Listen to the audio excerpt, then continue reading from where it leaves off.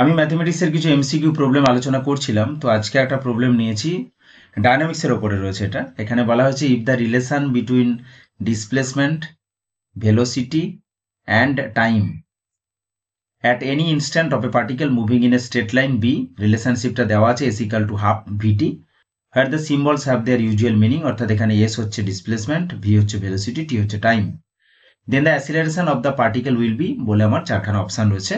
Option A proportional to s, option B proportional to V, option C inversely proportional to T, and option D constant. এটা আমরা MSc এন্ট্রান্সের জন্য একটা MCQ হিসেবে নিতে পারি। তাছাড়াও এটা স্কুল সার্ভিস কমিশনের 2016-এ যে পরীক্ষা হয়েছিল সেখানে 9-10 সেকশনে 36 দাগে আমাদের ছিল এটা। তো আমাদের এটা এসএসসি, যেটা আমাদের এসএলএসটি ছিল, এসএলএসটি 2016-এর প্রবলেম 36-এর দাগে। তো সলিউশনটা আমরা খুবই ইজি এবং এইভাবে করতে পারি যে আমাদের যেটা দেওয়া রয়েছে s equal to half of v t. তো ফার্স্ট অফ অল আমরা কি করছি, এখানে ডেরিভেটিভ করে দিতে পারি। তার আগে আরো একটু কাজ করে নিচ্ছি, 2টা মাল্টিপ্লাই করে দিচ্ছি, ধরো 2s ইকুয়াল টু ভিটি। তো ভি এর জায়গাটাতে আমরা আবার চেঞ্জ করতে পারি যে 2s ইকুয়াল টু ভি মানে আমাদের হচ্ছে ds by dt, ds by dt V এর জায়গায় বসিয়ে দিলাম, আর টি তো আগে থেকে ছিল।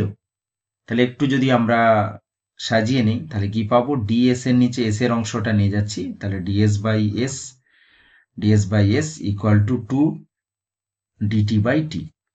এরপর আমরা কি করব না, বোথ সাইডকে ইন্টিগ্রেট করে দেব।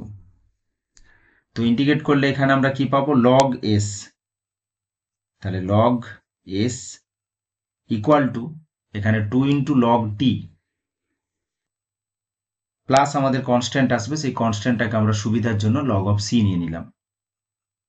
তো এবারে কি লিখতে পারি না, log of s equal two এই 2টা যেটা আমাদের কোফিসিয়েন্ট আকারে আছে এটা আমাদের পাওয়ারে চলে যাবে t এর, তাহলে কি পাবো log অফ t স্কোয়ার এবং প্লাস log, তো log অফ t স্কোয়ার এবং log c আমরা জানি যে লগের যোগফলটা গুণফল হয়ে যায়, তাহলে সেখান থেকে আমরা এটা লিখতে পারবো log of c into T square.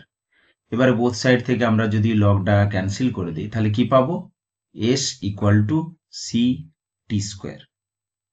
তো স্বাভাবিকভাবেই আমরা যদি এবার একটু ডেরিভেটিভ করে নিই তাহলে কি হবে, ds বাই ডিটি, তো ds বাই ডিটি মানে ভেলোসিটি 2ct। আরেকবার যদি আমরা ডেরিভেটিভ করি, অর্থাৎ ভেলোসিটিকে আরেকবার যদি ডেরিভেটিভ করি আমরা অ্যাক্সিলারেশন পাই, তো d2s by dt2 equal to আমরা পেয়ে যাচ্ছি 2c। তো c আমাদের কনস্ট্যান্ট ছিল, তাহলে এটা আমাদের কনস্ট্যান্ট হয়ে যাচ্ছে, অর্থাৎ যে সমস্ত অপশানগুলো ছিল option A B C D মিলে আমরা কারেক্ট অপশান হিসাবে অপশান ডি পেয়ে যাচ্ছি। তো আমরা নেক্সট চলে যাচ্ছি আরও একটি প্রবলেম, সেটাও ডায়নামিক্সের ওপরে, এবং সেই প্রবলেমটাও আমাদের 2016-এর যে এসএলএসটির পরীক্ষা হয়েছিল সেখানে ছিল। তো কোশ্চেনে কি বলা হয়েছে, if for a particle moving in a plane magnitude of radial and cross radial velocity be same, then the particle describes a curve which is option A parabola, option B circle, option C equiangular spiral এবং option D hyperbola। তো এক্ষেত্রে আমাদের যেহেতু radial velocity এবং cross radial velocity same বলা আছে, তো আমরা রেডিয়াল এবং ক্রস রেডিয়াল ভেলোসিটির যে এক্সপ্রেশন রয়েছে সেই দুটোকে আমরা ইকুয়াল করে দিচ্ছি। তো রেডিয়াল ভেলোসিটি আমরা জানি যে dr বাই ডিটি এবং ক্রস রেডিয়াল ভেলোসিটি হচ্ছে আর ডি থিটা বাই ডিটি। আচ্ছা, এটাও আমাদের এসএলএসটি 2016-এর প্রবলেম এবং এটা 37 নম্বর কোশ্চেনে ছিল। তো dr by dt equal to r into d theta by dt, separation of variable আমরা করে নিচ্ছি, অর্থাৎ dr by r equal to শুধু ডি থিটা থাকছে, ডি থিটা বোথ সাইড থেকে ক্যান্সেল হলো। এরপর আমরা ইন্টিগ্রেশন করে দিচ্ছি, তো এখানে আমরা লগ আর পাবো, log of r equal to theta plus C, সেই সিটাকে আমরা লগ অফ সি নিয়ে নিচ্ছি। তাহলে লগ অফ সিটা যদি আমাদের লেফট সাইডে আসে তাহলে কি হবে, log r minus log C, অর্থাৎ log of r by C equal to theta, এই আকারে পাচ্ছি। অর্থাৎ আমরা লগটা যদি তুলে নিই তাহলে কি হবে, r by C equal to e to the power theta, বা আমরা লিখতে পারি r equal to c into e to the power theta.